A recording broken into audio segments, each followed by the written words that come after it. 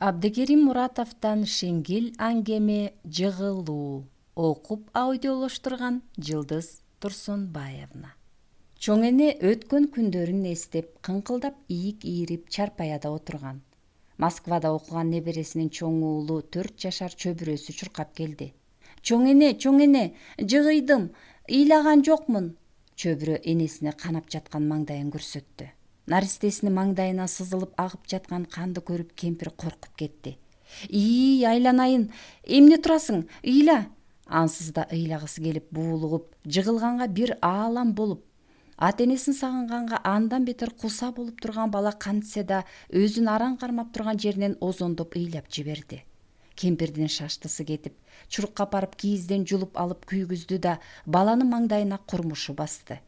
Ыйлаба уулум, деди кемпир кичинекей чөбүрөсүн бооруна кысып. Эч нерсе эмес, азыр эле сакайып калат. Бир паст эле жыгылганыңды унутасың. Бул турмушта көп жыгылып, көп турасың. Бул жыгылыш эч нерсе эмес. Бала ыйлабай калды. Кайра ойногону көчөгө велосипедин жетелеп чыгып кетти. Айылга каттаган акыркы автобуста кемпирдин быйыл 10-ду бүткөн жалгыз уулунун 4-чү баласы небереси келди.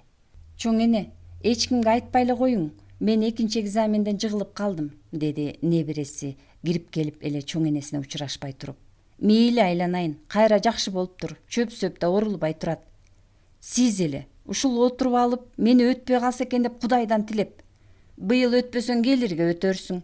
Окубагандар деле жашап жатышпайбы? Силер эле окуу деп. Мен өлсөм жанымда болосуң. Андан көрөк кошокту кошушту үйрөнүп ал. Таяк кармап ыйлап турасың. Кечинде чоң эненин уйкусу качып кетти. Эмне, уулум дагы ичип алып бирөөлөр менен чатакташып жатат бекен? Саар менен шашылыш кеткен, же ишинен тынч эмеспи? Болбосо жанагы ыраңы суук катыны дагы бир нерсе деп койдубу? Эне ушундай ойлорду биринен сала экинчисин ойлой берди. Уулу түн жарымында келди. Эне акырын туруп, муздап калган оокатты жылытууга киришти. Мен оокат ичпейм, деди уулу корс этип.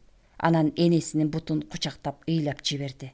Ревизия келди. Менин айыбымы табышты. Силерди багам деп жүрүп, көр оокаттын айынан бутуна жыгылып ыйласам да текшерүүчүлөр кечирбей коюшту.